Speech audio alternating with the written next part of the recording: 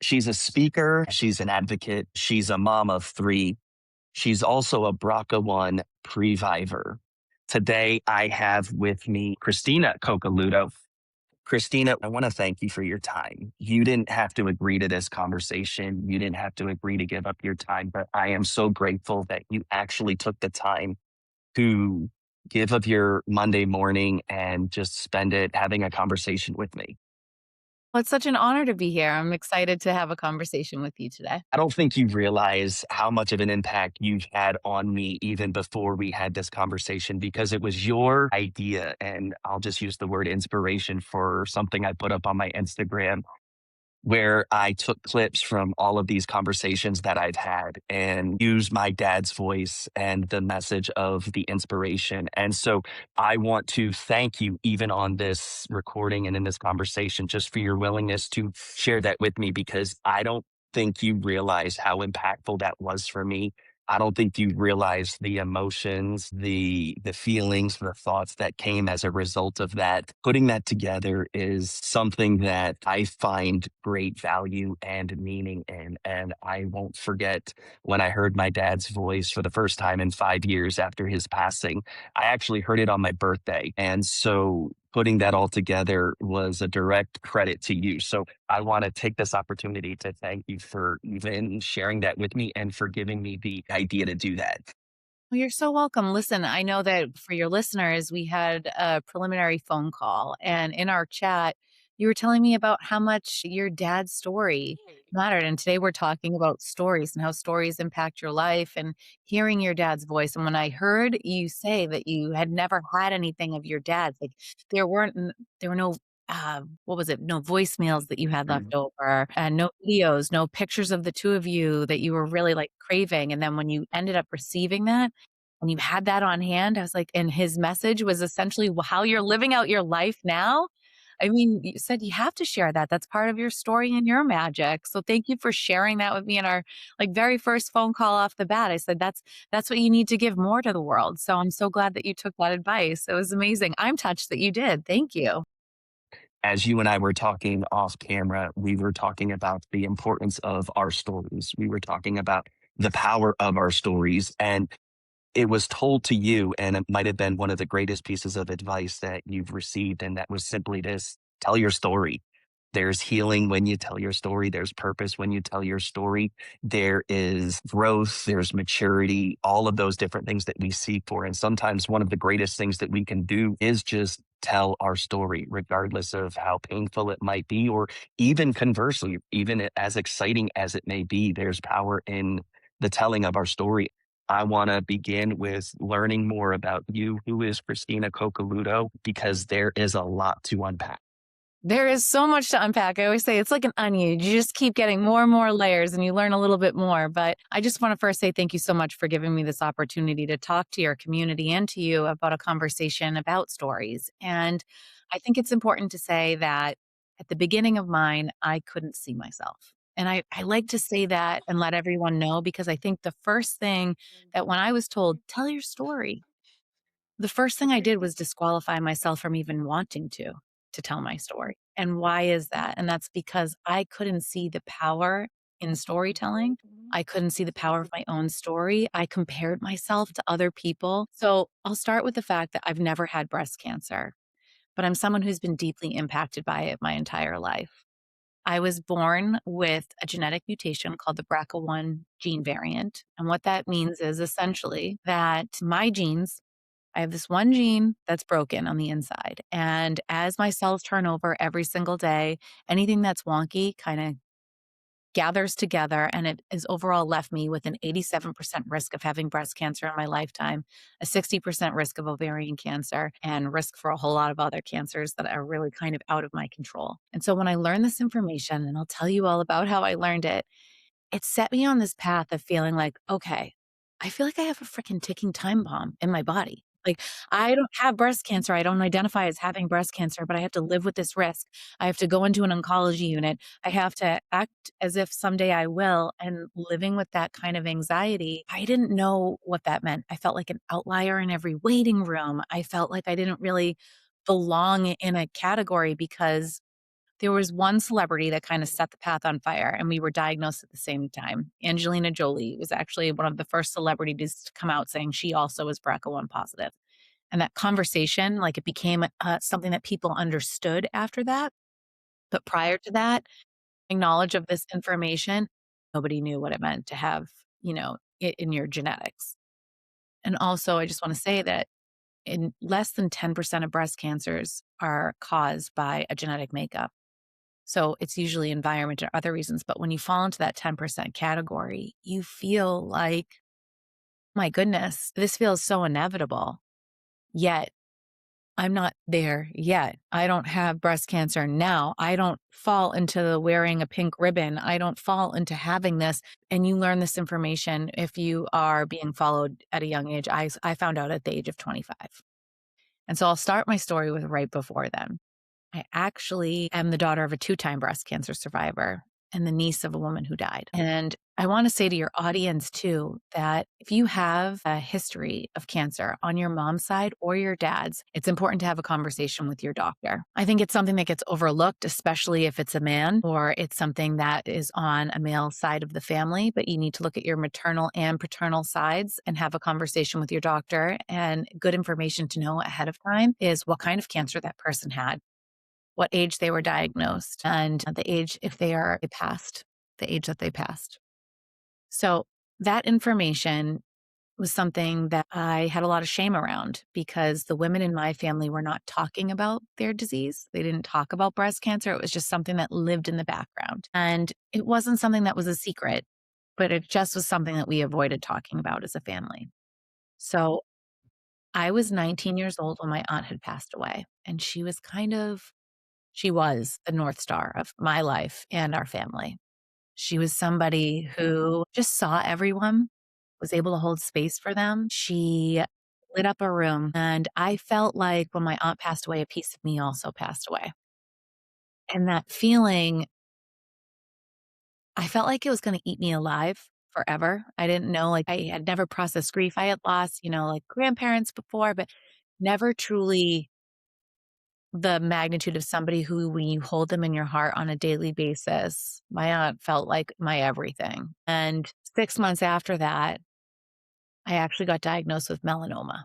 And melanoma at that time, a lot of people always like to pause and ask the question, like, wait a minute, how did you know you had melanoma? And the funny thing was is that I didn't. I had a little mole on my leg that I didn't like the look of. I went to a plastic surgeon because I wanted no scars. That was the ironic piece of this. And now I have a really, really big scar on my leg. But I had it removed, and when I got the results back that it was melanoma at the age of 20, I felt like it was so cruel to have my one person that really understood what all of this cancer crap was like to be gone. And I knew at that point in time when I was in my story that I needed to think about my life differently. Because when you get diagnosed with cancer, there's before cancer and then there's life after cancer. It's forever different. And for the longest time, I didn't really associate with my melanoma story. And that was because other people had it worse. I didn't have chemotherapy. I didn't lose my hair. I had surgery.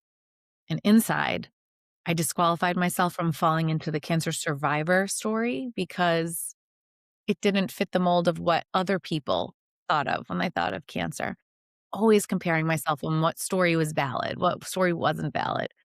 So at 25, I was sitting down with my doctor, having a conversation about my health history, seeing like on my chart, like, whoa, melanoma at 20. Okay. Your mom had breast cancer really young. Your aunt had cancer young. Have you ever thought about genetic testing? And she's like, it's just a simple blood test. And at that point in time, I had always thought that this was just part of my life. I didn't realize that this was something that I could test for or what this would look like or sound like or feel like going forward.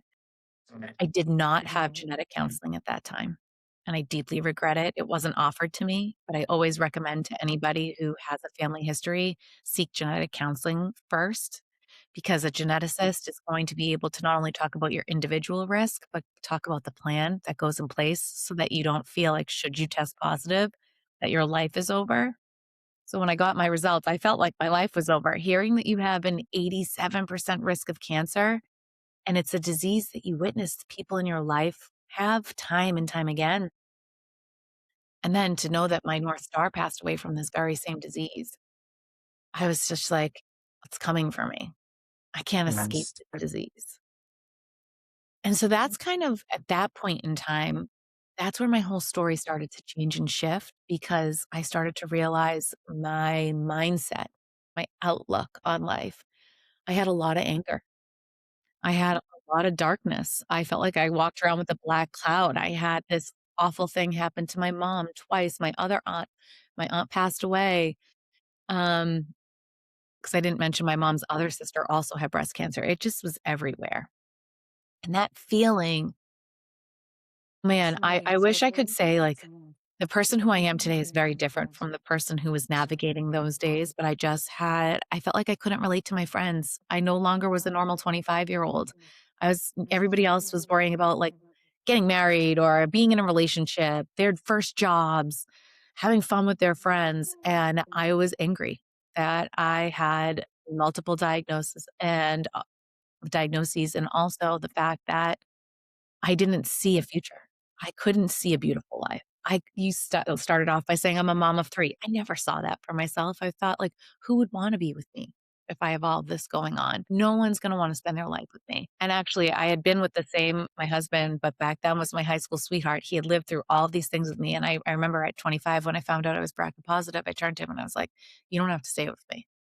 I think it would Mm. be best if you didn't, because this is just you're not gonna probably have the life that you thought you'd have." And he ended up proposing that year, and we got married, and right after that, I had my first child because, oddly enough, my doctor was saying, "Having your first baby will dramatically lower your risk. You have your baby before 30." So I was kinda determined to have a child before 30. And, when she was about 18 months old, I found a lump in my breast. Just doing a self-breast exam, and I was devastated at that point in time. Fear took over. My body just shut down, and I immediately called my doctor and was like, "Hey, I just want you to know I found a lump in my breast, and I need to come in right away." She put me right in for a mammogram the following day, and that was in Boston in 2015, which was the year that we had snow that did not melt till May. It was February, and I can tell you, it was really wild. The lab shut down where I was having my core needle biopsy that day, where they took a little tiny clip of the tumor inside my breast, took a clip of it, sent it off to a lab, and it took 10 days to get those results back because of the snow. And during those 10 days, I planned my funeral. I had everything all mapped out in my mind of like how this wasn't going to end well for me. But for me, at that point in time, I looked at my daughter and I kept thinking, I remember what it was like growing up being afraid for my mom's health her whole life, like our whole lives together growing up, always wondering if my mom was going to be there to be at my high school graduation, wondering if my aunt would make it to see me get married. All of those things were constant in my life. I live with that somewhere in my body of the constant worry for my mom and for my aunt. And so I knew at that point in time I had to reduce my risk. I had to do whatever it took to reduce my risk. And I had a few options. One was to go into chemical menopause, which meant taking a drug, tamoxifen, to make it so that I no longer got a period. And that didn't seem like an option at 29 years old. I was like, wow, I want to still have more of a family. I don't want to have one child. I want to have a few children. That just didn't resonate for me. For some people, it does. For me, it did not. The other option was to continue surveillance and know that should this tumor be negative of breast cancer, that I could still having surveillance and essentially wait, or I could remove my healthy breasts. And I was really terrified for that next step, but I Mm. was ready. I knew that that was what I needed to do. And so at that point in time, the protocol was to schedule a mastectomy. It was called a prophylactic risk reducing mastectomy. And to have a prophylactic mastectomy, you needed to have like a psychological evaluation to see if you were ready to make this permanent choice for the rest of your life. And my doctor knew I was ready, but they make you wait a year, roughly. And a year's a long time to wait when you have something big that's a permanent choice. And so at that point in time, I knew that I needed to really work on my mental health because I was still angry that this was my life. I should let you know that it was not breast cancer. 10 days later, I found out that it was a benign tumor, but it didn't change because I thought, I never want to have this feeling again. This feeling of what if, and what if I knew my risk all along and I didn't take action? Felt really, really uncomfortable inside my body, so I knew I was ready, and that's when my story completely pivoted because I decided to sign up for something on my bucket list, which was running my very first marathon. Were you always a runner? Did you grow up running? Did you run track in high school? Or was this just something that you always wanted to do? Because I too used to live in Massachusetts. And at one point, I was training to run the Boston Marathon. And I know that in order to run that marathon, either one of two things has to happen. Either you have to raise a decent amount in order to qualify, or you have to qualify physically. You have to have had run races, you have to time qualify. So, what was it that ultimately wanted you to become someone that ran the Boston Marathon? Because that is probably one of the biggest marathons in the country, probably in the world. So, was it something you always wanted to do? Well, so it was really interesting. So my first marathon was in Boston, and everybody always assumes that because I'm a Boston girl, and even everyone in my life in Boston was like, "Well, wait a minute, you're gonna run a marathon and it's not gonna be Boston?" The first Ah, marathon I ran was Chicago, and yes, I did run track in high school. I didn't consider myself a runner. I didn't enjoy running. I felt like I had a love-hate relationship with it. Like, once I got out there and when the run was over, I'd feel okay, but in the middle, I was like, "This kinda sucks. I don't know why I do this," or I don't know if I really like running, but it was the feeling afterwards, like, pushing through that I really ended up enjoying. So this was February when I found the lump in my breast, and, anyone who lives around here knows that the Boston Marathon, 'cause I am from Boston. The Boston if you can't hear it in my voice, I don't know if it comes out a lot. But, the Boston Marathon's always the 3rd Monday in April in Boston, and that's mhm. not enough time to train for a marathon, and I knew so the Chicago Marathon was in October, and that gave me plenty of time to start training at that point, wrap my head around it, and so I ran for a charity for my first one, and it was one that supported high-risk women like myself called Bright Pink. And at that time, my sister and some friends joined, and they wanted to get on this mission of supporting me. My sister didn't want me running alone during this time. She was just like, "No, I think what you're doing is really brave, and I wanna support you." So we started out on this mission of running a marathon because I thought that inside, if I can run a marathon, I can pretty much do anything. Because in my mind, I don't think I really can run a marathon. Sounds like a lot, sounds like kinda miserable, sounds like something I've always kind of wanted to do, and I accredit that because my track team used to go watch the people at the finish line, and I used to love the people who were, like, unable to walk or they were, like, bleeding and still running, the people that, like, poop themselves. I'm like, "How do you do that? How do you, like, have the stamina to go?" It was always intriguing to me to watch the marathon, and I always used to tell myself, "Someday, someday I wanna do that. Someday I wanna see if I'm capable of doing that." So I was trying to prove to myself that I was strong enough to do it, and if I could do that, then I could confidently walk into an operating room. So I did. I finished the Chicago Marathon, and then 4 days after my 30th birthday, I removed both of my healthy breasts in order to reduce my risk. And so I just wanna say that I had a risk of 87%, but then it went down to under 5%. So it's pretty remarkable to take that control back and realize that my health was now in my own hands, and that decision was kind of a bucket in my future. I was investing in myself to say, like, "Okay, this road is gonna be really difficult, but I can." I've proven to myself I can do hard things. I don't know if this is true of you, but it's true of me. I do my best thinking when I'm running.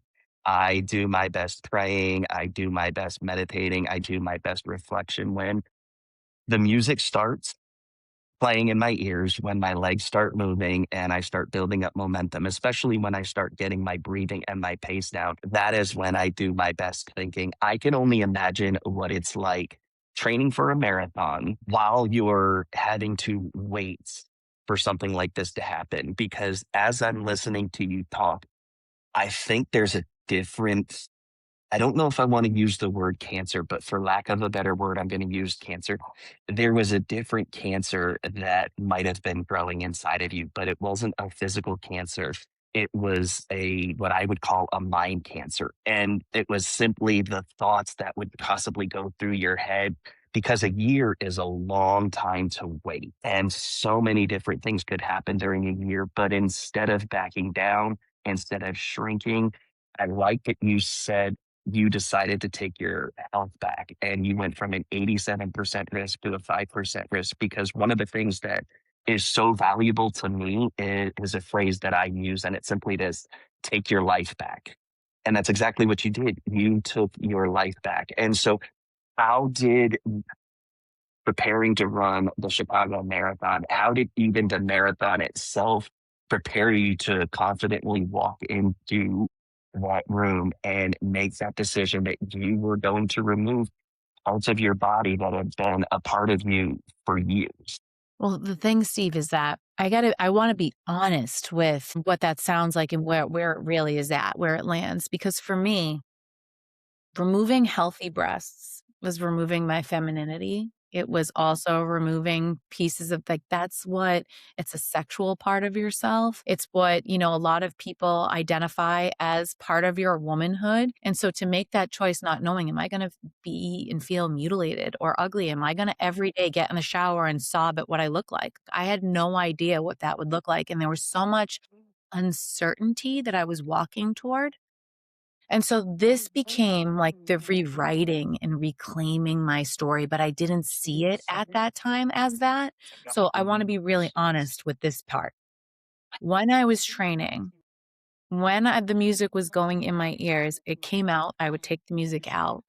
I would no longer listen to music because I would find myself not even hearing the songs and just crying or just Mhm. angry or just upset. And I remember sitting at the starting line, standing there in Chicago. It was early in the morning with my sister, my best friend from college, a girl I used to babysit, other friends. We were all at the start line and everybody had the jitters because it was everybody's first marathon.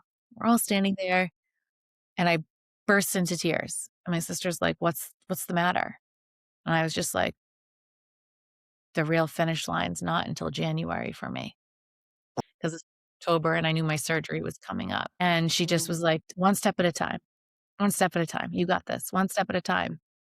And I get emotional thinking about it because I remember it was overcoming every single step along the way. That was what made me realize that that is life. The metaphors of life and marathoning. I feel like everyone should run a marathon. You might say you never want to run a marathon. You don't like running. It's miserable. Yes, yes, it is. And that's part of it is that when you are taking that step, no matter how fast it is, it doesn't matter. It's you versus you. You're going one foot in front of the other, gaining a bit of yourself back with every step of saying like, okay, I do have this. That sucked. That mile was terrible. I can't believe how bad my thoughts were during that. I can't believe I looked at my watch as often as I did, saying how slow I am or whatever it may be. The actual piece at the end had nothing to do with running. It was I overcame the voice in my head that told me I probably couldn't, that told me that it was going to be until January. It was like, no, actually celebrate today. Mhm. Celebrate getting to the finish. Celebrate overcoming mile 20. Celebrate that. Enjoy that. Enjoy the fact that you can. And so that was like a really big, once I saw myself doing hard things, that's when I realized like, oh, it's just that voice in my head, that limiting belief that's telling me that it's hard, but actually I just have to keep going. And so what was really interesting was I chose to walk into the operating room, not get wheeled in. I chose to walk in. And I had my favorite song playing, Michael Jackson, PYT, because I was like, I am determined to feel like a pretty young thing through all of it. And it was 4 days after my 30th birthday. And I felt like this chapter of my 30s, like I was reclaiming it. Like I knew it was going to be hard, but I also knew it was going to be beautiful. Uncertainty always equals unsafe in your body, like in my body. I always felt like not knowing the answer, feeling uncertain made me feel like I was so unsafe. I don't know. I have no control over this. And it felt terrible. But what I realized is that that's also a limiting belief because uncertainty can become your greatest adventure. And I didn't realize at the time that that's what I was on. Doing difficult shit became an adventure. It really was. So after 1 month after breast reconstruction, so for me, I chose to reconstruct my breast, which meant that I had a second surgery after my breasts were removed. It was a very long recovery. I had drains out of my body. I couldn't lift my child up. I had help from so many areas of my life and my community poured back into me at that time. But 1 month after breast reconstruction surgery, I always make the joke that they didn't look that bad. And I got pregnant. I was amazed that my body went from a marathon, a mastectomy, to creating life. And I was blessed 1 year after my mastectomy to give birth to my second child. It was 1 month to the month. It was January the following year I gave birth. And it was so incredible because I was like, wow, I can't believe, like, I didn't think I'd grow my family that quickly. I didn't think it would happen. Every doctor told me, like, it's probably going to take you 6 months to a year to get pregnant and heal after this surgery. So, you're thinking about the clock in your head of what you want to do in your life or how you're planning for your family. And for me, I kept thinking, like, you know what? I want to run another marathon. And I want to see, for me, it was, I want to know if I can overcome that voice in my head that's telling me that I can't be a mom and go after my dreams. And so it turns out that my sister, who was running alongside me for the Chicago Marathon, also ended up getting tested because if your parent has a genetic mutation, which we knew that my mom had one, there was a 50% risk for each child to also have the genetic variant. It doesn't skip generations. It's either you inherit your BRCA gene from your mom and your dad. And just so you know, Steve, you also have the BRCA gene. It's just that mine's mutated. So everyone has a copy of the BRCA1 and 2 genes. Just matters of whether or not they're broken. And my sister's was broken.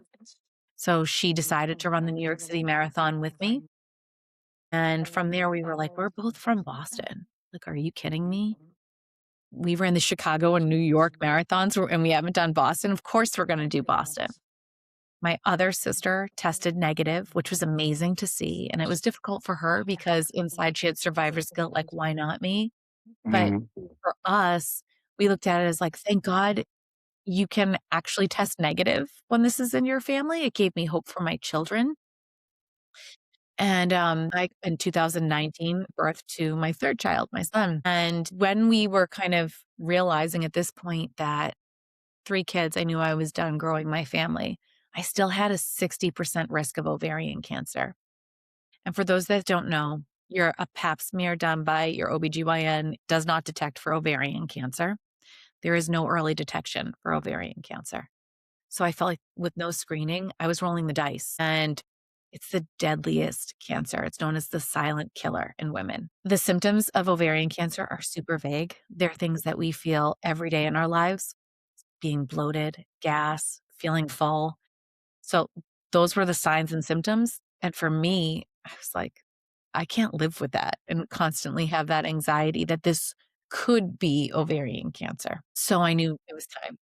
And so I chose to have a complete hysterectomy, which means that I removed not only my uterus, but my cervix, fallopian tubes, and ovaries, putting myself into surgical menopause, which was not an easy choice either. These choices that I had to make with my health, while they reduced my risk, they came at a cost with my mental health, but also knowing that you're signing up to essentially have other problems in your health, because removing your ovaries can also lead to cognitive decline, heart failure, all different kinds of issues. And so I was put on hormonal replacement therapy afterwards, but to help kind of mitigate those symptoms.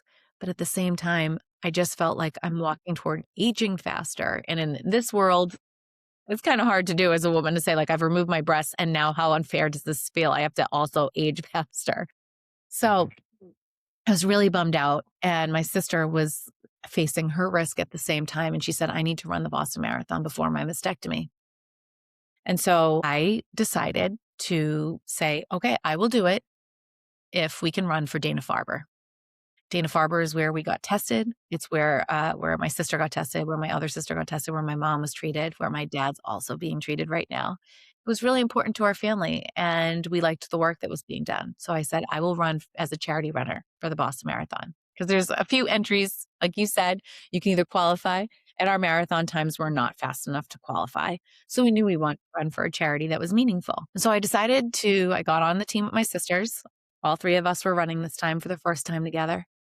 And I decided to share my fundraising page from the operating room, saying, like, okay, here's my story. And when I woke up, I hit the fundraising minimum, which was $8,500. And my community really leaned into knowing that this story of mine of outpacing cancer, of taking action with my health and running marathons, they knew I was doing it for years at that point, and they also knew I was constantly talking about why this was important and why I was on a mission for more people to know their risk.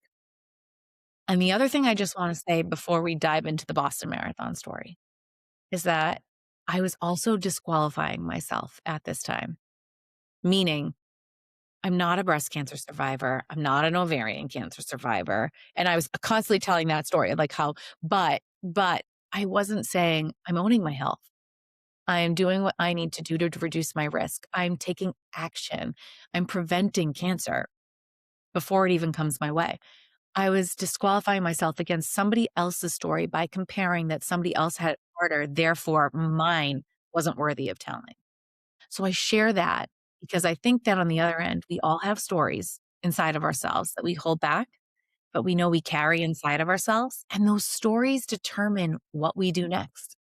Those stories determine how we live our life, whether our uncertainties become our obstacles or our adventures. And this is the point where I was in the most pain and nobody knew in my life. This pain was all about,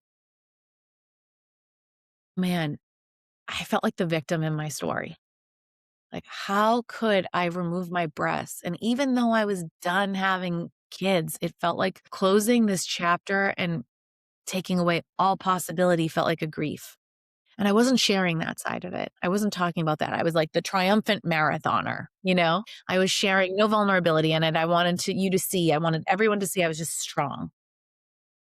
That's what I wanted to come off. Because I think leaning into how I was really feeling and fearing inside was too much inside for me to process out loud for everyone. I didn't own my side of it for myself yet. But the more that year I began telling my story, that's where the magic happened.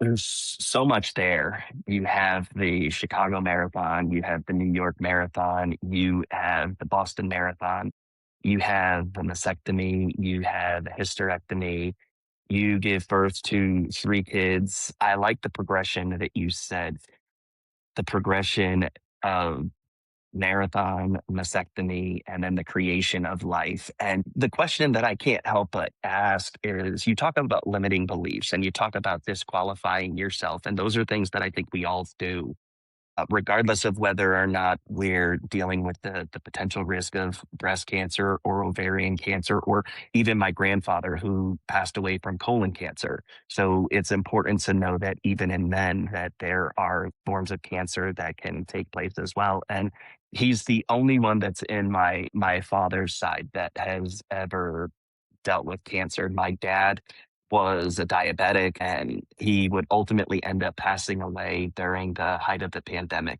I remember very vividly him getting admitted into the hospital, and we were so used to it. We were so used to him getting admitted to the hospital and coming out. He always came out. And this time around, he was admitted in September, and he was admitted for COVID during the height of the pandemic, and we didn't think anything of it. We didn't think that he was going to never walk out of that hospital again. And I remember getting the phone call from my mom, and she's like, "You need to get down here." And the interesting thing about this story is that I thought I had more time. I was planning, I remember it was the Thursday. I remember I was going to work the rest of that Thursday. I was going to work that Friday, and I was going to leave that Saturday. And if I had done that, if I had made the decision to do it, it would have been too late. I would have missed being able to see my father. I would have been missed being able to say goodbye because he ended up passing away on October 15th. October 14th, I remember making the longest drive of my life, driving from, coincidentally, Massachusetts, just outside of Boston, where I lived at the time, making the drive from Malden, Massachusetts, all the way down to Hopewell, Virginia, and getting the phone call that following morning, October 15th, saying that they were going to put him into comfort care because he was no longer responding to any stimuli. At this point, it was just, we were preparing him to go.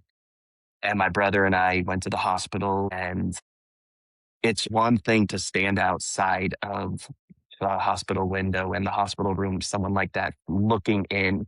You can see the person. I could see him with the mask on. I could see him with the machine hooked up to him to help him breathe. They saw the emotions that were plaguing my brother and I. And at that time, if anybody remembers, they didn't let anyone into those rooms. They saw the emotions that we were overwhelmed with, and they made the decision to let us both in. So they dressed us to the nine, medical garments, gloves, goggles, masks, and they let us in the room. And they turned off the alarm that people would normally hear. If you've watched the amount of TV shows or movies, you know what that alarm means. When you hear that alarm, when you see that flat line, you know what has just happened. And so they disabled that for us. They didn't want us to hear it, but it did not mitigate the experience, because at 12:25 p.m. on October 15th of 2021, I remember watching his chest rise and fall for the last time. And I remember being overwhelmed with emotion. I remember being overwhelmed with so many thoughts and so many feelings. And my brother and I stayed in the hospital room for an hour, because we knew when we left that room, my dad didn't want to be buried. He didn't want a funeral. He didn't want any of that. He wanted to be cremated. And so it hits differently, because when you leave that hospital room, you're not going to get to see him again. Even in an open casket where you're still able to see your loved one again, we knew when we left that hospital room, we were never going to see them. So that final image is forever seared in my mind. We mentioned earlier about videos. I don't have any voicemails. I don't have any videos with him. But on that day, I remember taking so many pictures and videos of my dad. I remember taking so many videos. And I think there's a video up on my Instagram where I actually show an image of my dad. And the video was taken looking through the window and looking through the glass and watching him struggle to breathe, watching him struggle to stay alive. And it's so incredibly, even to this day, that people make the comment that time heals all wounds. Actually convinced time doesn't heal anything. I really think it's one of the biggest lies that we tell ourselves, and one of the biggest lies that we tell other people. The reason why I share all of that is because there's so many things that I have had to overcome in my mind. There's so many things that I've had to overcome with my emotions, processing the grief, processing the loss, processing the sorrow, processing the guilt, because I had kept them at an arm's length. I ignored phone calls. I ignored text messages. I ignored FaceTime calls because I was harboring negative feelings towards him. I was harboring bitterness. I was harboring resentment. I was harboring all of these different things. And so even now to this day, it's not as weighty, it's not as significant as it has been, but I still wrestle with those feelings of guilt. I still wrestle with those feelings of shame. These thoughts, these feelings come out the greatest when I'm running. Not run a marathon. I remember training for the Boston Marathon because I wanted to do it, and I wanted to do it so badly. Having lived outside of Boston for 5 years, being at that finish line, I actually have a picture of me just at the finish line, not as a participant, but just as someone that wanted to take a, yeah, it's like who, and the finish line holds significance for an obvious other reason that I'm not going to go into, but the Sure, Boston Marathon has a negative connotation that's connected to it too, and I think everybody remembers that very well. They made a movie about it. Mark sure. Wahlberg starred in the movie, and so the Boston Marathon is one of those iconic marathons. It's one of the most iconic experiences. But listening to you talk, I have two questions. Yeah. And the first question is, what do you feel was the greatest thing that you had to overcome in order to not only just run your Chicago Marathon, to run your New York Marathon, but the Boston Marathon? Because even when you talk about your Boston Marathon, it still sounds like there was something inside of you that you had to overcome. It still sounds like because you talked about disqualifying yourself because of the guilt with not being a survivor. And you talked earlier about that pink ribbon and I never even thought about that. That thought alone right there hits and it lands so differently for me. So, what was the greatest thing that you had to overcome in order to complete 26.2 miles? But also, what was the greatest hurdle, the greatest obstacle that you had to overcome to make the decision to have the mastectomy? Number 1.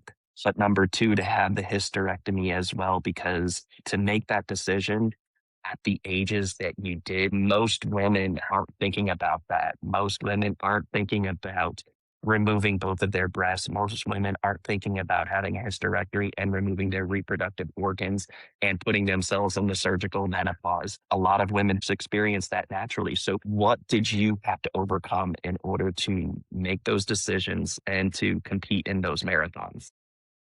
So I'm going to answer your question. First, I want to say both your questions, but I want to say something.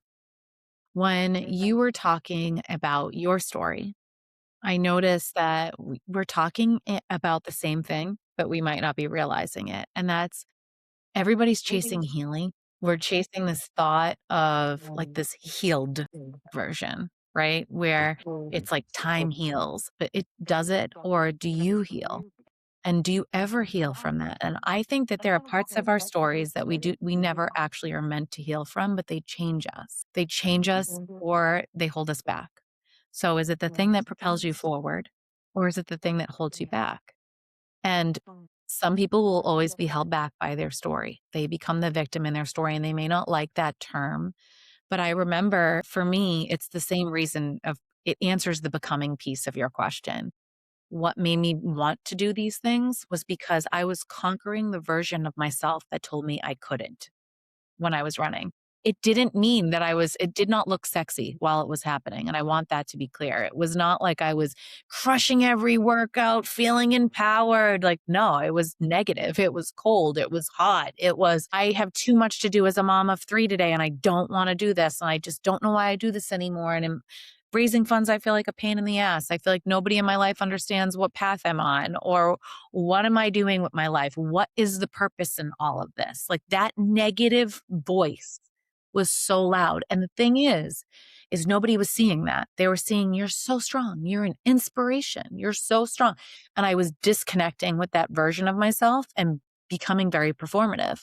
So what people were seeing and how I was talking to myself are two different worlds. But when I was running, when I was overcoming that voice, I realized I could belong in the version that other people were seeing. It was a feeling I needed to embody. But if I was trying to like fast forward over the feelings because I was afraid to feel them. If I feel this, I might never recover, was how I felt on the inside. If I actually go to how I really feel, I might be considered a psychopath and lose all my friends. Like, what if I never rebound from this? What if I fall and never get up? What if I was living that anxiety of trying to survive in that and also live day to day? Like how do you go be a good friend for somebody else's life when all of this shit is in your background? And I felt like I was carrying myself differently. I was lost, but the Boston Marathon's where my story changed entirely. So I raised all of this money and Dana Farber's on the other end being like, who is this chick that raised money in October when the race is not till April? And they were like, gave me a little buzz on the phone and asked me how I raised my funds. And I told them I started telling my story on Instagram.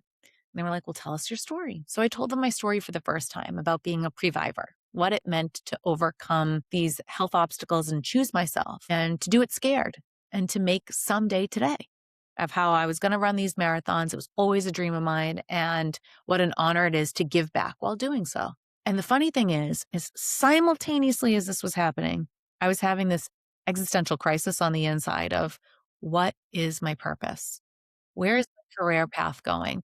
Should I start a nonprofit? What am I doing next? I don't know what my talents are. I don't know what my gifts are. And I was a stay-at-home mom and I was disqualifying myself even more because I was like, I don't know, I'm just a stay-at-home mom. And there's nothing just about being a stay-at-home mom. But inside I was not stepping into rooms that I could have been and constantly the voice inside my head. Now, again, Steve, if you were with me, nobody was seeing this version of me. You weren't seeing that I was living this way on the inside. You were like, wow, look at all she's doing right now. She's stepping and talking about her story. She's running marathons. She's confidently showing up online.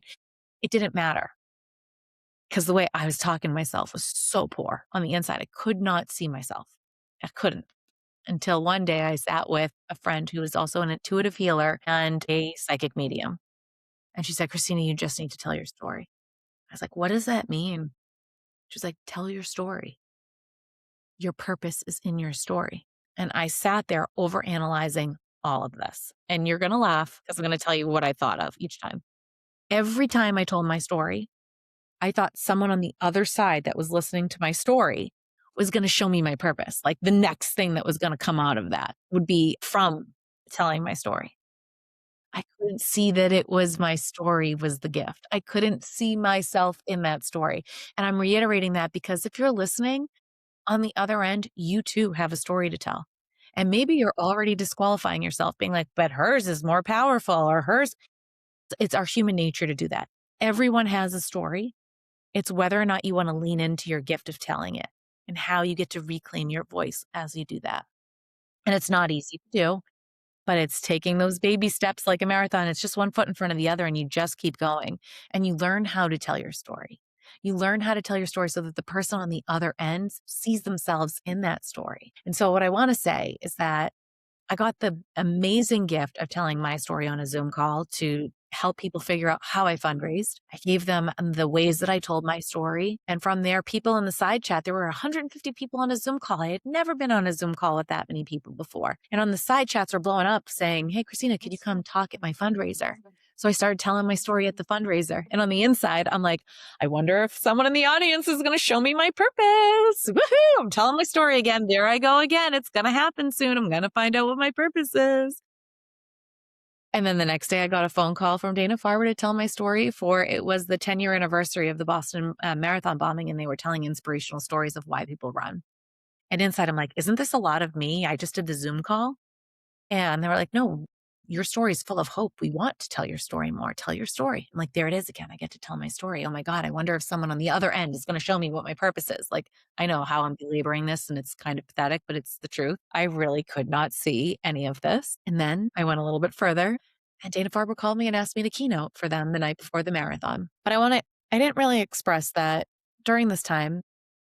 I started training. I had 8 weeks to recover from my hysterectomy and then 20 weeks of marathon training. And then from the Monday of my surgery to Marathon Monday was exactly 28 weeks. I had no room for error. And I had tools go through my hips. On my Instagram, I show images of what I looked like after a hysterectomy, and it was not pretty. I was struggling to walk initially. So to go from that to marathon training was obviously not super smart. But at the same time, I just knew I had to do it. It was going to be one foot in front of the other. Well, it turns out I could not run on land the entire time. I was so deeply injured that I was in a pool. I did what's called fluid running, where you wear a flotation device and you have your workouts in your headsets. And it was another type of mental toughness to have to get into a pool to be able to run in water instead of on land and do it all alone. So as I was doing that, I was preparing to do my keynote in front of 1,000 people for Dana-Farber. And I actually made my keynote about doing everything scared. The punchline in it was make someday today, but do it scared. Because I think all of us have something that we're always like, "Oh, someday I'm going to go ahead and do this. Someday I'm going to hit it." But what cancer taught me was that life can change in an instant. Maybe it's not cancer. Maybe it's a car accident. Maybe whatever it is, but life's not guaranteed. And so you have to, it's your job. If you have something that lives in your heart to make someday today. And it means you're going to be scared. It's not always going to feel like sunshine and rainbows. It's going to be difficult. But you have to do it scared. Otherwise, you're going to live your whole life saying coulda, shoulda, woulda. And I knew that it was so important for me to realize that there would always be a roadblock. There'd always be a detour. There'd always be a setback telling me why I shouldn't do something. But at that point in time, I knew I was meant to. And so when I was telling my story in front of 1,000 people and giving the message for the first time where it wasn't just about my story, it was the possibility for 1,000 people the night before the marathon to go ahead and do the thing. 1,000 people stood up on their feet and clapped. And at that point in time, I felt my soul leave my body. I realized this is my purpose. I'm meant to tell my story. I'm meant to show people the way. I'm meant to show people that you can overcome your negative voice in your head every single day. It's not something that, just like you said, like you're never going to move on from the fact that you lost your dad that way. You will always carry that with you. But you're carrying it with you and you're living out, telling your dad's story. You're living out his legacy and you're living out your own legacy. And your dad's story is gifting you that ability to be able to feel other people. And without that, maybe you wouldn't be able to hear and connect the same way that you do now. And that's healing in itself. And it doesn't equal healed, but each time it kind of fills up your cup a little bit differently. And it doesn't look the same for everyone, but it is one foot in front of the other. It is making how you visualize yourself someday doing something. And when you started the call, Steve, you said that this is what you were trying to do with your community. You were trying to do what your next goal is of the way that you have conversations. But you're no longer trying. You are doing it. You are doing that thing. You are living out creating community through conversation and deep connection. It's just seeing yourself in that, doing that, being that, embodying that. It's really different. So I'll fast forward. I survived the Boston Marathon. I went on to run the Berlin Marathon. I ran the Tokyo and London Marathon right after that as well. All 3 marathons internationally within a 7-month period. It was a little wild. And I want to say that at the end of that, I became the first woman globally to complete the Abbott World Majors after a double mastectomy and a complete hysterectomy. That was never a story I thought I would be telling. I never, ever thought that I would be that. I wasn't aiming for it, but it happened because I was determined once I started to say, I'm determined to finish the story, but also I was determined to do it by 40 because every woman in my family had been diagnosed with breast cancer by 40. And I knew 4 days after my 30th birthday, I chose to change my life up and lived a lot of life in those 10 years. But I knew by 40, I wanted a new chapter, a different chapter. I was closing this chapter and saying, by 40, I'm going to tell my story differently. I'm going to live differently. And so the one thing that I want to say, but I feel like we just have to talk about is the version of you when you start to who you are today and who you are going to become may carry a lot of different versions along the way, but inside of you, there is a tending that needs to happen while you're healing, while you're working through those voices. And you have 5 bodies. So I love to talk about this. So you have a physical body, a mental body, an emotional body, an energetic body, and a spiritual body. And oftentimes we can ignore some of those and focus. Like most people are stuck talking and thinking about their physical, right? Like a lot of people think and emphasize. And even in my own story, I was telling you all about like feeling like I was mutilating myself. I was completely ignoring the emotional body. It was just anger happening, but I wasn't tending to how to move through it until I actually did. Then it was like the mental health piece of it. But then it became the energetics. And the energetics led me to the spiritual piece. But the energetics was seeing myself very differently and carrying it, learning that when I walk into a room, I have a power inside of me just by showing up as myself, just by being myself. That came like fairly recently, to be honest. It was a self-acceptance piece of saying like, man, I don't have to hide that I have these gifts. I don't have to hide that I'm capable of overcoming. I don't have to dull it down and disqualify myself anymore to make anything else feel digestible for somebody else. I get to be visible and show people that you don't need to have cancer. You don't need to be a previvor to cancer. All you need to do is move forward every day and want to help others. Mhm. That's it. That's what your It's story does. Your story does that. You helped me when you were talking about your own grief. Listening to you, it showed me that even anticipatory grief or the things that we hold on to or the way that we talk to and think about our day when it comes to our parents, that matters. So I love that. I love hearing when other people utilize the pain in their voice to say, hold on, there's a way to think about this differently. And that comes from a different level of recognizing the power in the 5 bodies that you have. There's a song that is sung by an artist that I discovered closer to the towards the end of last year, and the artist is Citizen Soldier. And he's basically a therapist that decided that he was going to produce music. And he was going to sing about a lot of the stuff that people wrestle with and a lot of the stuff that people think about and have to work through when they come in and they sit with a therapist, they sit with a counselor. And one of the songs that he does is a song called Victim or Survivor. And in the song, he contrasts the difference between the two because you said something earlier that resonated with me. And it's something that I've really been working on understanding better. And it's that concept that we are given a choice to live our lives as victims or to live our lives as survivors.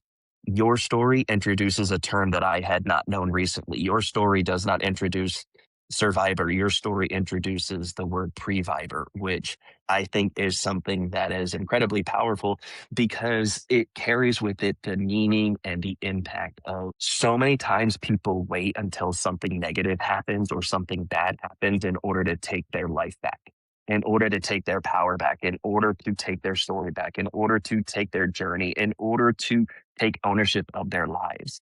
You made the decision to take your power back. You made the decision to take your life back. You made the decision to take your health back before you ever became a survivor. And I think there's a beauty in that. I think there's a power in that. The emotions you had to wrestle with, the thoughts you had to wrestle with, the limiting beliefs, the ways that you disqualified yourself, the way that you may have even wondered, am I making the right decision? How is this decision going to affect me for the rest of my life?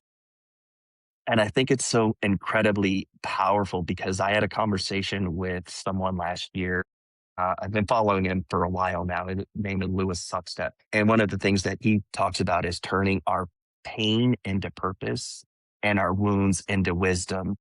And I think that that's something that you quite literally did. You took what might have been physical pain with experiencing this. I don't know what that recovery was like. I don't know what the pain was like at all going through this process, what the recovery time was like, if there was pain that you experienced after having gone through the double mastectomy, after going through the hysterectomy, but you took your pain and you turned it into purpose. And I like what you said. You said that so many times we wait for other people to tell us our purpose. And I Mhm. think that that's probably one of the biggest catastrophes. That's probably one of the biggest things that we can do to limit ourselves even further is we limit ourselves with the opinions, the thoughts, the criticisms, the critique of other people. You and I met through social media, and one of the greatest places to get lost in is the comment section and Yes. all the negative feedback and all the haters and all the people that may look at our stories or someone else's stories and they may have negative feedback. And yet, one of the things that I am realizing is that we are called to be those who no longer limit ourselves. We are called to be those that don't disqualify ourselves. And even though our stories may differ, right? Even though our stories, they're unique to each one of us. And I had a conversation recently with a buddy, Jacob O'Neill, and he was talking about man's core wound. And in the course of the conversation, he actually described the wound as a gift. And at first, it struck me by surprise. How could your wound be a gift? How could what you experience actually be a gift that you've been given? And the way that he described it is, I think, applicable to you because everybody is given their core wound. And he described a man's core wound as being not enough. I'm not enough. I've never been enough. I will never be enough. And it's something that I've struggled with. But he says there comes a point in a man's life when that wound enters into a womb similar to a womb of a woman when she's carrying a child. And that wound is allowed to grow. It's allowed to go through that process where it evolves. And of course, 9 months is the time it takes to for a child to fully develop inside of a woman before eventually that child comes forth. And he said on the other side of the womb is something that a lot of people miss, and it's wisdom. Lewis Upstead said turning wounds into wisdom. Jacob talked about turning wounds into wisdom. And I think that there's something to be said about that. There's something to be said about taking our wounds, recognizing that they are gifts, especially when we are faced with the continual challenge and the temptation to see ourselves as victims, to see ourselves as those that we don't have hope. And I talk about it all the time. There's a difference between acute victimhood and chronic victimhood. And a lot of people live their lives in chronic victimhood. They don't give themselves the space to come out on the other side, even in their own story. Well, wait, I gotta talk about this though, because the word victim in itself used to, I would have a visceral reaction in my body. And when my mentor was talking to me about like being the victim in my story, I had this and like a thought that just was like, oh, fuck you. And I just like, how could you say that I'm a victim in my story? Like, have you not seen? I can't, I was born this way. I have no control over this. This happened to me. Like this was how my energy was around this. And this is why I'm talking about the energetic body. And everyone listening to this very moment, it comes down to two questions. I love talking about victimhood. The question in victimhood is if you ask yourself, well, why me? Why did this happen to me? Flip that to say, well, why not me? Mm. And when you say, why not me? You realize that this happened for you. And everybody hates that. Like I hated that. I was allergic. Like how, but then I always get the like, how can you say cancer happened to you? What about a child that died? What about how can you say that happened for you? Our souls come here to learn. Earth is to where we learn. We learn from one another. We learn to be a loving, we are meant to be loving beings. We come here to be loving beings. And this isn't about religion. This is about your true soul. You came here to learn. And if you take that and take any pain point and you create your wounds into wisdom and you move forward in a way that says, what could I do differently? What did that person I lost tell me? What did they teach me? And for me, I couldn't get over the fact that I lost my North Star. And that would be the one person who would know how to help me through this BRCA mutation, that would tell me what to do. But the reality was she was, because her pain, her story, her loss, her not being here, that was the story. Because my aunt would have done anything to be here. So losing my breasts, who cares? I'm sacrificing my breasts. And now at first, there was a lot to care. There was a lot of processing. It was a validating, but I really, at the end of the day, said, it's not, it will never be a mistake if it means I get to live and not have everybody in my life worrying whether or not I'll live. Because if I could learn anything, is that my aunt didn't know her risk.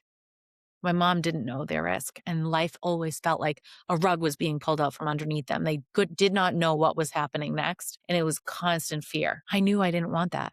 Like that was the lesson. I don't want to live like that. I want to live where at the end of the day, I might not have the answer. There might be uncertainty, but I have the power inside of me to realize that I can take uncertainty and have it equal my greatest adventure. I can make it be, I don't have the answer, but I was always okay before. If I didn't have the answer, and I'm going to be okay when I don't have the answer, where I get the answer, I'll be okay the next time.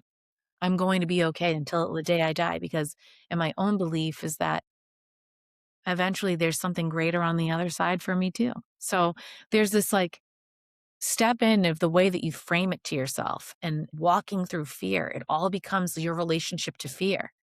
And are you capable of just doing it scared? And when you look back, and this is why marathoning was and running, like I said, I don't really like it, but at the same time, there's every reason not to run. You're not fast enough. You're not this, you're not that. And again, this is the disqualifying conversation that I'm having again and again, but this is what we as humans do. We don't start our career. We don't do the thing. We don't make the phone call. We don't send the DM. We don't do it because we're afraid of what the other person's going to say. We weigh the judgment of somebody else on the other end. Like, what will they think? I'm not going to show up online because they might have something to say about it. They may not like my visibility. But it's all a reflection, and it's an opportunity to learn. It's an opportunity to learn of why somebody feels the way that they do, why someone's passing judgment. It's their own stuff. It has nothing to do with you. I mean, you found me through the algorithm because somebody was passing judgment on me for raising a significant amount of money. Recently, I ran the Boston Marathon for a second time. And you found me because I had a reel go viral. And the reel went viral over somebody giving me hate for raising $45,000 for cancer research, saying I don't belong on the course, saying that I don't belong in the Boston Marathon, that I'm taking and robbing somebody of their spot. And the truth is, a version of me not long ago would have cried over that, would have been like, I can't believe somebody thinks that. I can't believe that. And now I'm like, that's a them problem. Because if you can judge me for raising money for cancer research, you can probably judge me for anything. And there's always going to be somebody because I face judgment many times in my decision making process too. People were saying to me initially, like, do you just want implants in your reconstruction? And I was like, oh my God, I can't believe that someone would equate a mastectomy to a boob job. But those are all learning opportunities for me to educate. Let me help advocate. It's not going to be easy. And there are people in my life that think I'm too much when I do it or when I show up, they don't like it. It's their own visibility wounds because they could never see themselves showing up online. And that's okay. I don't have hate toward them. It's their stuff. I'm not upset with them. That's their stuff. If my if anything I'm doing triggers you, it's just a glimmer and a learning opportunity, a glimmer into what you need or what you're craving or what you want. It's not my shit, it's yours. So you move through it and you realize that, like, there's so much to learn as you're going after your dreams, as you're trying new things. But oftentimes we don't go for it because we're afraid of what somebody else is going to think. When I started this journey online, there was one person that I sought support from the most. There was one person whose voice meant the most, one person's voice who mattered the most. They were the one person who I wanted encouragement from. They were the one person that I wanted to hear hope from. You're doing a good job. I appreciate you. I support you. I'm standing with you. I'm standing beside you. The one person that I was looking for that from ended up being the one person that would critique it the most, the one person that would criticize it the most, the one person that would disqualify me, the one person that would tell me that I'm not enough, the one person that would tell me your content is cringe. No one's going to watch your videos. No one is going to pay attention to you. No one is going to listen to anything that you have to say. And there's a reason why, if you go on my Instagram page and you scroll down far enough, you'll see videos of other people. You'll see their faces, you'll hear their voice, and you won't see mine. And the biggest reason why is because of that. It's because I allowed someone else's opinion of me. I allowed someone else's thoughts of me. I allowed someone else's criticism of me to put me in a box, to shrink myself beneath who I was called and created to be, to make myself, as you mentioned, more palatable, to make myself more digestible, and to hide in the shadows, to hide in the darkness. And only recently have I not even just discovered my voice again, but I'm going to describe it in a different way, discovered my visibility. And I think that there's something incredibly powerful when people don't just discover their voice, but they discover their visibility. It is okay for you to be visible. You weren't designed to be invisible. You weren't designed to live in the shadows. You weren't designed to live in the darkness. You weren't designed to live in the shadow of other people. You weren't designed to live in the shadow of someone else's light. You were given your own light. You were given your own ability to take your pain and to turn it into purpose. And that is something that has been one of the greatest lessons that I've had to learn. And it's why I'm not afraid now to put my voice out there. That's why when someone watches my content, you'll see one of two things. You'll either see a clip of myself taken from a conversation such as this, or you'll see me doing a solo video because I am at the point right now where I can no longer allow myself to be oppressed, tormented, afflicted, held captive, bound by anyone else's thoughts or opinions. I like what you said about it's a them problem and it's not a you problem. You had to reach the point where you were okay being seen. You were okay being heard because you realized your story had purpose. Your story had power. Your story was going to make an impact. Your story was going to make a difference. We were never designed to allow ourselves to be crippled or paralyzed by our own limiting beliefs. We were never designed to allow ourselves to be crippled and paralyzed by someone else's opinions or thoughts or even their feelings or their emotions. We were never designed to allow ourselves to be oppressed by someone else's victimhood or oppressed by someone else's journey or someone else's limitations or someone else's inability to do what they know that they're called to do. We were called to do what we were placed on this earth to. And I think that that's something that you have discovered. It's something that I've discovered. It's something that we're continuing to discover along the way. And now there's platforms that are being given to people where they're able to share their stories. They're able to share their journey.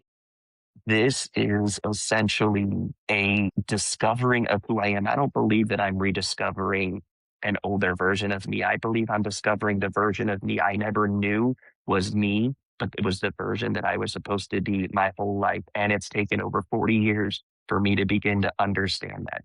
Thank It's God you did. of course, right? Yeah. And it's been one of the greatest things is that I am at a point and I'm not looking to go viral. I'm not looking for a reel to have hundreds of thousands of views and likes and reposts and shares. Like that's not what I'm looking. Hey, but if it happens, it's pretty great and you can find more people, but I mean, if well, and here's the thing, like it just takes one reel at the right time for that to happen. And then, who knows what could happen as a result of it. But one thing I will say is that what I have on my page, when people make the decision whether or not they're going to conversate with me, some people want to have a video or phone call beforehand because they want to make sure I'm not trying to sell them something. They want to make sure that I'm legit, and I get that.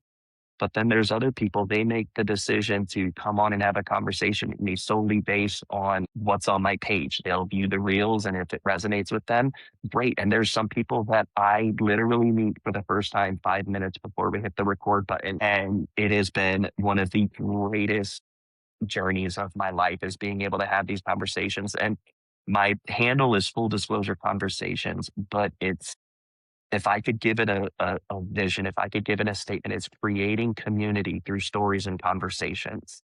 If I was to give this a vision, and I think that that's something that you have done. It's something that you're doing. You're creating a community around your story and around the conversation that you're having, even a conversation like this.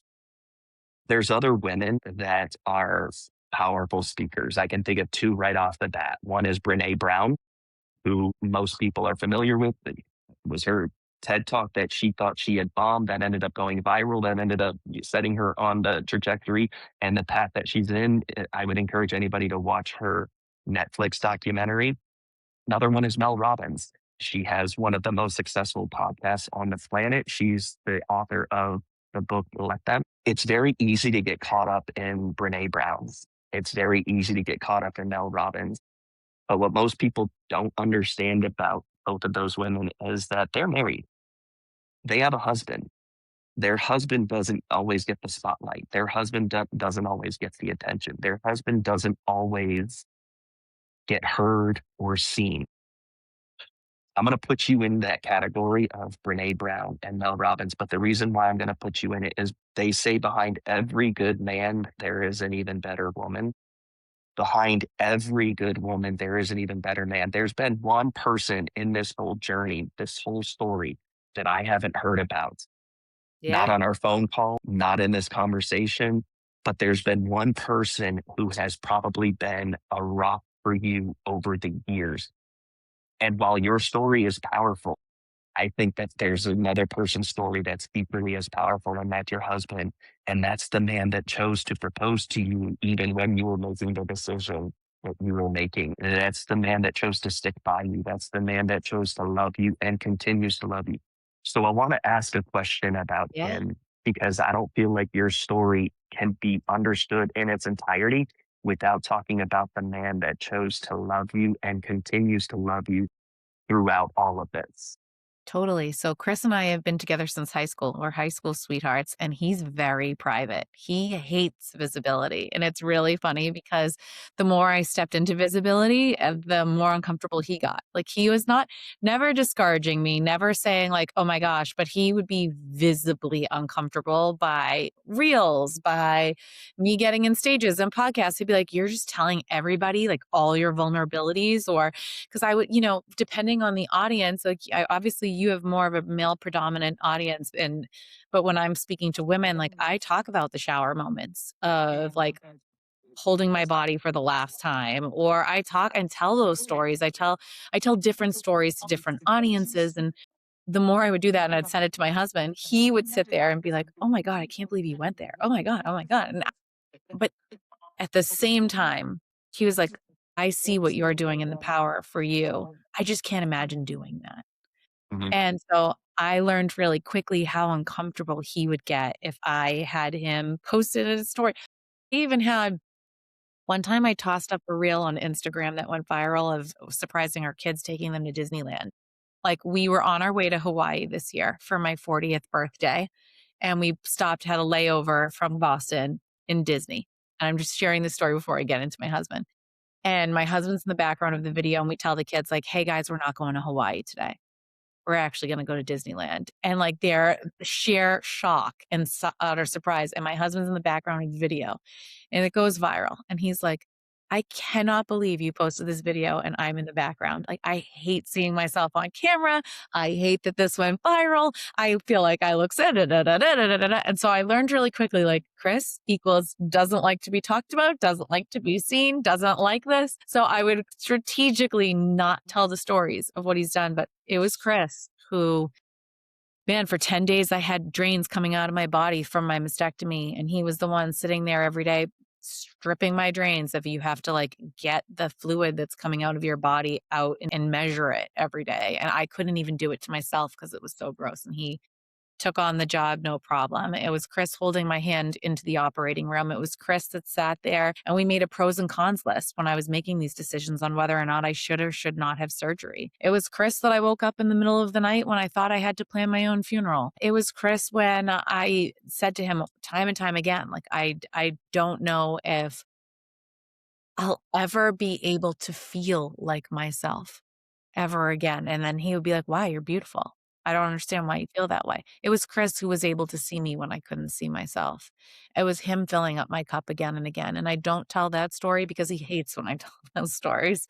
Because for him, he's like, these are me moments and you and me moments. And he's definitely sat there through all of them.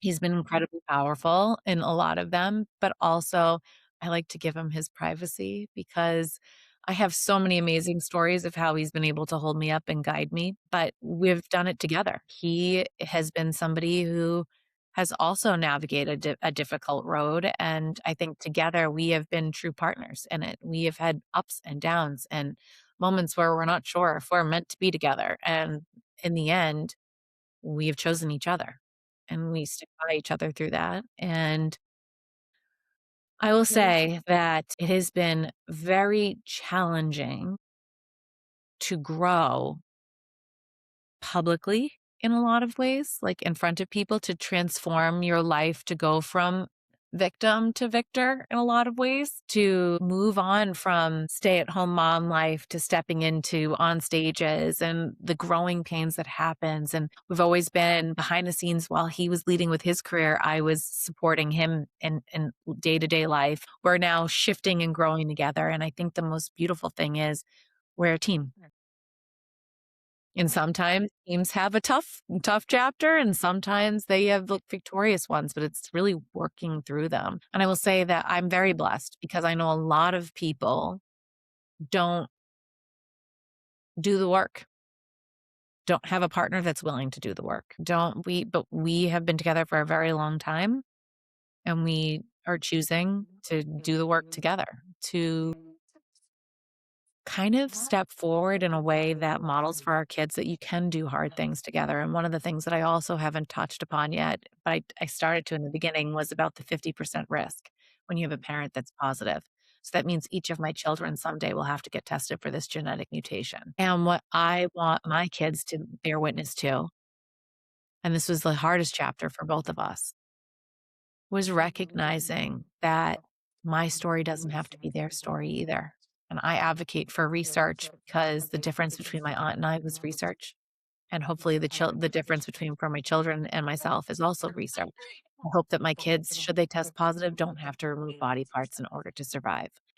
I hope that, and my husband's very invested in that as well, because he knows that this journey is important for our kids to witness. Should they test positive, that they can see that it's not your whole story. And I want to talk about that because I do think that oftentimes we don't want to identify with our dark parts, like the parts that we're less than proud of. Or I didn't want to have my story be the story of the BRCA1 mutation. I didn't want to sit and be known as someone with the genetic mutation. I didn't want to lean into that. That was so painful. It was something that I wanted to outrun. I wanted to leave behind. I wanted a new version. I wanted to be like, I'm so much more than my mutation. Do I have to be known as that? Can I be known as someone who's an incredible speaker? Can I be known as somebody that inspires other people to live their life differently? And the answer is no. That is part of me, but it's not all of me.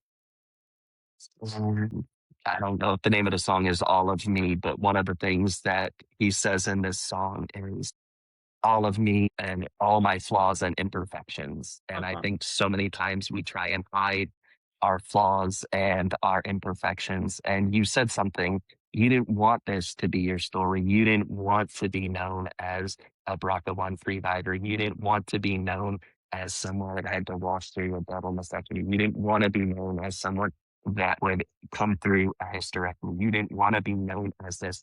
I didn't want to be known as the one that would be divorced the first time. I didn't want to be the one that has a parent that is a statistic during a time when the whole world shut down and when people lost husbands and wives and parents and children and siblings and aunts and uncles. I didn't want that to be part of my story. I didn't want my story to be remarried and for that marriage to implode and for that marriage to fall apart. I didn't want this to be my story. I didn't want to look at this and say, you've touched divorce twice. Death is of course inevitable in a lot of ways, but I didn't want this. The fact that I am talking about this stuff is stuff that I never wanted to talk about. I did not grow up wanting to say, listen, I was married for 15 years and that marriage ended in divorce. I never wanted to be the one that would say, okay, I got remarried after my first marriage failed and that marriage is failing because there's shame in that. There's a level of guilt in that. There's a level of regret. And yet it's part of my story. I can deal with the death of my dad 5 years ago. I can deal with that. Is it any less painful? No. Do I still battle with it? As I mentioned earlier, the grief and the shame and the sorrow and the sadness? Of course I do. Gotten a lot better. But where it's really difficult for me is when it comes to a part of my story that touches relationships. And I think this is probably why I ask about your husband the most. This is probably why I not vicariously living through you, but applauding you first and foremost. But I cannot stand and applaud you. The thousand people cannot stand and applaud you without applauding Chris. I Mm. think he deserves just as much of an applause as them because he stood by you. He supported you. And as much as he doesn't like the light, as much as he doesn't like the visibility, as much as he doesn't like that, he is just as powerful as you are. And I think that there's something to be said about those people that stand behind us, those people that support us, those people that hold us up, those people that are willing to embrace us and encourage us, those people that are willing to walk through these difficult seasons of our lives, regardless of what they are, how long they last, how quickly they may come and go. There's people in our lives. And that has been one of the greatest benefits of these conversations has been the community that I have now been able to surround myself with and people that I consider myself blessed and fortunate to be able to experience life with. my goal has never been to have these conversations and okay, thanks for the conversation. Thanks for the couple clips that I can put on instant social media and Facebook and Instagram and TikTok and all of these different things, but yet there's no more communication afterwards. There's no more conversation after that. There's something to be said about community. There's something to be said about being able to walk through life with other people. And I know that that's probably another benefit of your journey is the community that you've experienced. But I think when I'm hearing you, right, the first thing that you were talking about was like what you didn't want to identify as. Well, the beauty in what you've walked through and the humanity that you've been able to bring through based on what you've walked through has allowed you to create this community, has allowed you to be an incredible listener, an incredible storyteller. And that's essentially what cultivates us. Like, yes, at the same time, I don't want to be known as the BRCA1 Previvor, right? But that piece of my stories allows you to get a slice of my humanity. It allows you to see that, yes, it was my husband that was stripping my drains. It allows you to see that it was who is lifting you up, who is holding it together, who's on the receiving end of all of you, and who walks out when it's like I, my one of my greatest wounds in all of this was that I felt like my friends couldn't see me anymore, and I had friends who were not real friends. They like and when the good things were coming, they didn't know how to clap for me because they knew how to only be my friend through a dark time. They did not know how to be there when things were good. And I had this wound of friendship. And then I realized that the more I stepped into friendships that when I was with higher achievers, with people who were it took me investing into rooms, like getting into rooms where I was like, wow, these people are doing the things I want to do next. That is where I started to see myself differently. That is where I started to talk to myself differently. That is where I started to realize that there was a pattern in the way that I was doing things before and the way that it had to change to go forward. It was the way that I showed up in my own relationship to realize like I can't stay focused on what needs to change. I can stay focused on where am I doing well? What is positive and leaning into that, leaning into seeing something differently. And so when you see like you're creating a community where full disclosure, you're having deeper conversations than most people are willing to have, but it allows people who are needing to go deep to feel and go deep with themselves, go deep with their community, realize that there are other people who are in the weeds that they can go through and walk through, and that you can find friends online and connect, that you can reach out to a stranger and strangers are going to want to talk. And that's the beauty of community and realizing as human beings we're actually meant to be communal. We're Mm. meant to come together and gather. We are meant to do that and seeing each other. So if someone has, like my Chris, a visibility wound and not wanting to be seen, he has to walk through his own version of why and learn and understand what the importance of that for himself at a certain time. And he does to a certain degree in other areas of his life. But it's just very fascinating because some of us are capable of being like, hold on. Like me, I look at it as I'm climbing a mountain. And when I get to the top, I don't wanna get there alone. I wanna make sure that like, if you're with me, you're learning the way up with me. It'd be really boring to get to the top and say, like, "I'm a previvor, and I figured out all of these things, and I'm gonna internalize them because this bad thing happened to me." But instead, I wanna be like, "No, if you are facing this, I want you to know that everything you're feeling is so goddamn normal. I want you to know that it's okay to feel alone. It's okay to feel like your story doesn't match somebody else's. It's okay to realize that your risk is something that you are absolutely navigating every day as if you were diagnosed. It's okay to realize all of those things. But if you hold it in, the next person's going to feel alienated too. They're going to feel all the things that you're feeling and feel alone in them. And what's the sense in that? Who could be helping?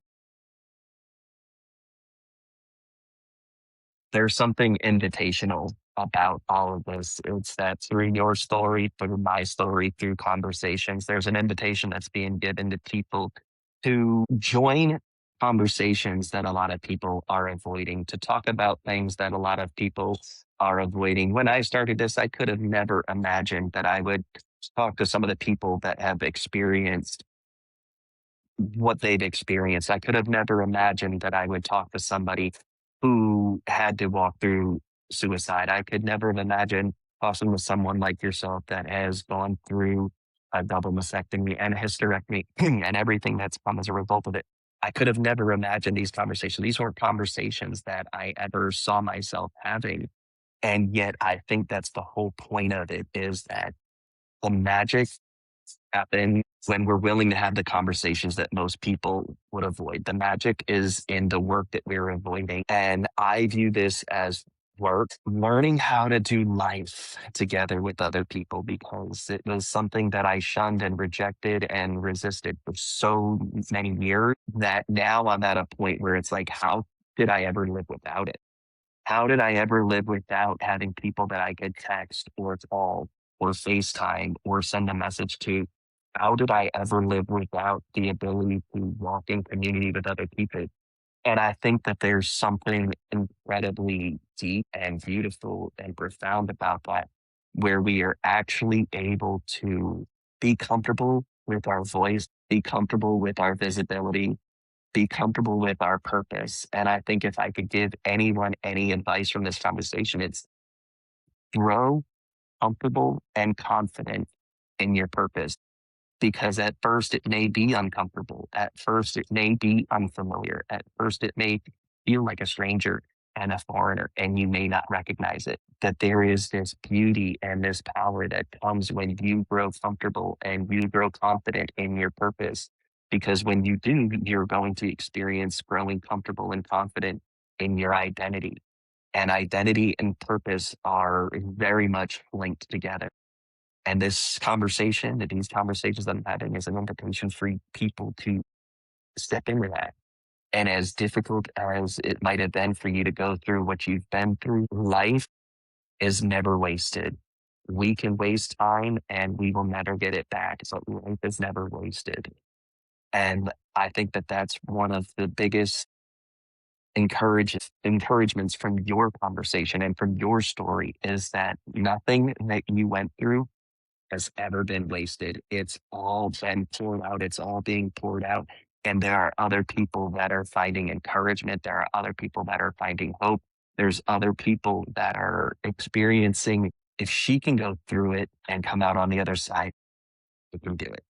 If she can overcome that. You're talking about the messy middle right now, and I wanna talk about that real quickly, and so 'cause it is an invitation, and I can leave you with this. When you're in the messy middle, meaning you can't see the other side, you can't see the victory, you're kind of wondering if you still are the victim in your story, there's an invitation to rise inside of that, and how you do that is reclaiming it, and you reclaiming it by asking those 2 questions, like, "Why me? Why not me?" And having that inner conversation within yourself. This doesn't have to be on a podcast. This doesn't have to be on social media. It doesn't have to be. It's you versus you. And this would be like my greatest takeaway is that in order for you to tell your own story, no matter what it is, you rise in your story and show up as the higher version of yourself, the highest self, your favorite self. You show up as that version when you're able to reclaim your truth, your voice, and you activate that inside of you by saying like, what version is this? The one that it's happened to or the one who's going to show up and say like, yes, this happened to me and then it's inhabiting the energetics of it. Like we talked about having those 5 bodies. It's really grounding in like, am I telling my story from A to Z? Am I just trying to talk and get the chronological timeline out of what happened to me? Or am I sharing the feelings and what I was going through and what it felt like at that time so that I'm able to connect and have other people here that maybe you've never had a just double mastectomy, but maybe you've disqualified yourself. Maybe you've never had a risk for cancer, but maybe you weren't talking to yourself along your journey and you realized that, like, holy shit, it's my voice that's stopping me from my dreams. It's my voice because I can tell you right now, I had no business running marathons ever. I didn't. I had no business doing it because at the end of the day, like, let's be real, like, you really shouldn't be running the Boston Marathon 28 weeks after a complete hysterectomy, right? Like, there was no reason to. But one of the things that you need to realize is that you can't even see yet how far they're reaching. So, and they listen to this. You have no idea whether or not that person absolutely needed to hear what you had to say today and the impact that that has. And what's really funny is you mentioned at the beginning of the call that my story was told on today.com. I don't have a publicist.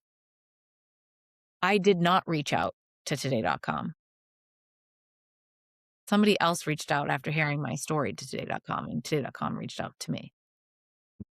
And why do I say that? Do you think that the person who was recovering from a mastectomy thought her story would be told nationally? Do you think the girl who was crying on the bathroom floor being like, "What the f is my purpose?" was gonna actually have her story told nationally? And when I was sitting there waiting for someone to validate why telling my story was purposeful, I had no idea what the outcome would be. But after my story was told on today.com, women from all over the world were reaching out to me being like, I tested positive for the BRCA mutation, and you're the first person I'm seeing that's thriving. Thank you for showing me what's possible. And I sat there sobbing because I had no idea that someone just being visible, me just showing that I was doing okay, was going to help somebody else. And so then I realized, who cares if I have the identity of being BRCA positive? I want to own that. I want everyone to see that, yes, you can be BRCA positive, follow your dreams, run whatever marathon you want to run, be a mom, go from being a stay at home mom to launching a career. You can do all of those things because it's how you talk to yourself, how when it is you versus you, how it is when it's one foot in front of the other. That momentum of seeing that your uncertainty in life, none of us, how friggin' boring would it be, Steve, if we were all certain of everything, right? So, like, think about how incredible it is to have the gift of uncertainty and every day have the ability to make it what you want it to be. You can choose to tell your story differently. You can reclaim everything about it. And even the parts of you that feel wounded, you can eventually get to a place where you're telling it from a place of love. Like, thank God I wasn't with someone who was blocking me from my potential. Thank God I didn't stay in a place where I wasn't being loved and honored for myself. Like, thank God I saw through that and I knew now to choose myself differently. I mean, your story is powerful in that way too. And when you reclaim it, you're going to be able, every time you're telling it in a way that somebody on the other end that you can't even see is receiving the words that they needed to hear. I think a fitting conclusion to our conversation, and you mentioned it multiple times, it's do it scared. I would also probably add something else that some people might do is do it alone.